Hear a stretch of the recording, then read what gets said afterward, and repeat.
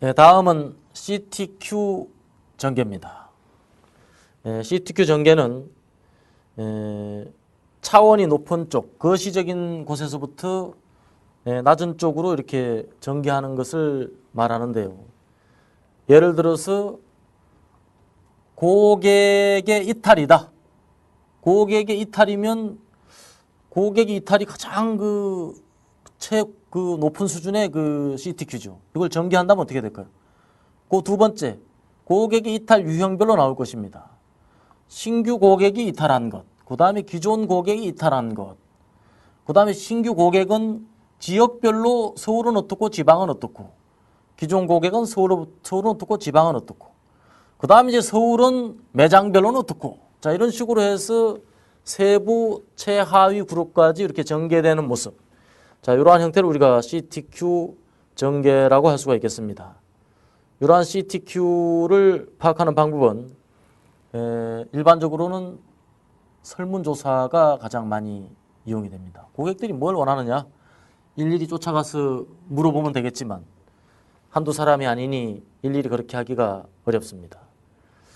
다음은 그 중에서 가장 크리티컬한 항목을 추출을 해냅니다. 이것은 내부적인 어떤 기준을 가지고 추출을 해내야 되겠죠. 그 다음은 그러한 아웃풋이 영향을 미칠 리스크를 파악을 하게 됩니다. 이게 얼마나 그러한 고객의 요구에 미터하지 않았을 때, 니즈가 충족되지 않았을 때 어떤 나쁜 영향을 미칠 것인가.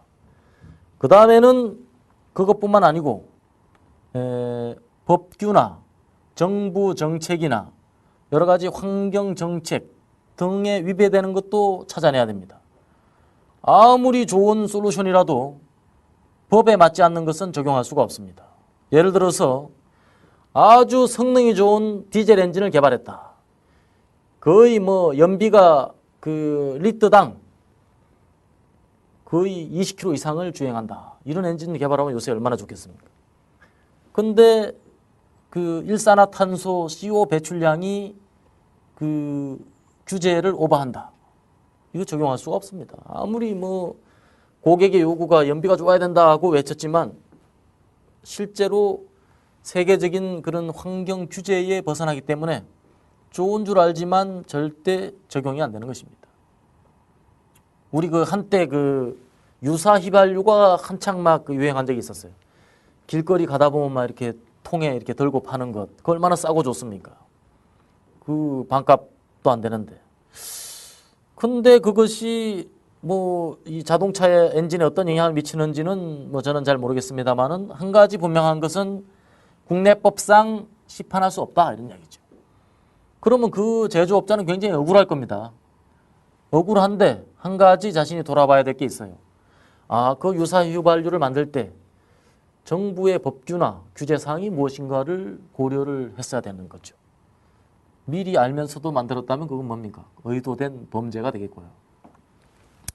자, 이와 같은 CTQ를 파악하는 데 있어서는 단지 어느 한편의 사람들만 좋아서는 되질 않습니다. 이와 같이 두루 균형 있게 그러한 요구사항과 요건들이 파악되었을 때 비로소 유효한 CTQ로서 정립이 된다고 하겠습니다. 지금 보고 계시는 그림은 CTQ 전개의 모습이 담겨져 있습니다. 그래서 이러한 CTQ를 전개할 때 하나의 원칙이 MEC적인 원리에 맞춰야 된다 이렇게 되어 있죠.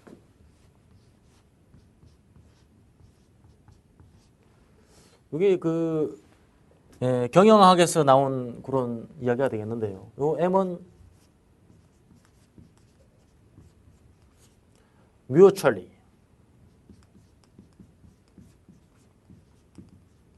exclusive, 그 다음에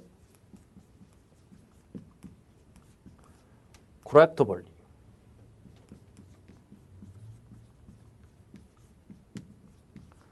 exhaustive. 그래서 mutually exclusive, correctably exhaustive. 자, 이렇게 되는 거죠. 이 말은 서로 배타적이면서 서로 배타적이라는 것은 서로 중첩되지 않으면서 중복된 부분이 없으면서 합치면 완전히 하나가 되는 구조.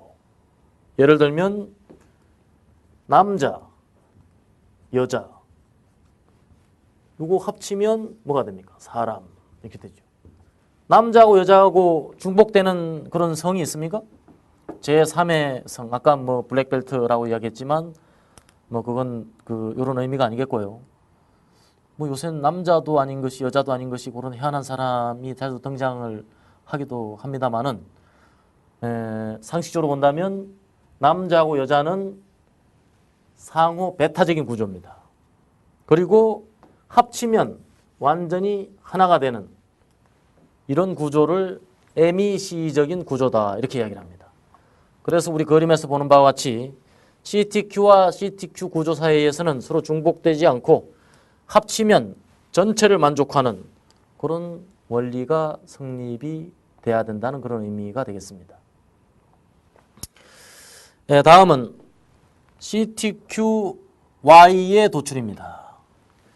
여기서는 이제 잠재적으로 목표를 달성하기 위해서 하위 CTQ를 논리적 수순에 따라서 우리가 전개를 했습니다.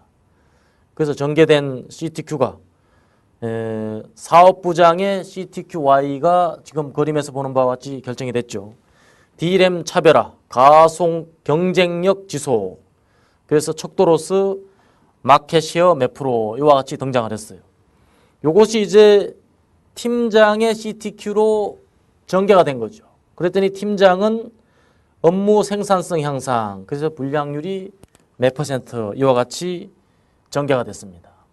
이것이 이제 팀장 아래로 그룹장으로 다시 전개가 됐습니다. 그래서 그룹장의 CTQ는 기존 공정, 안정 운영, 이와 같이 조직의 하이 레벨에서 점차 로우 레벨까지 하나하나 MEC적으로 누락됨이 없이 전개되어 있는 모습을 갖다가 우리가 CTQ 전개라고 하고요.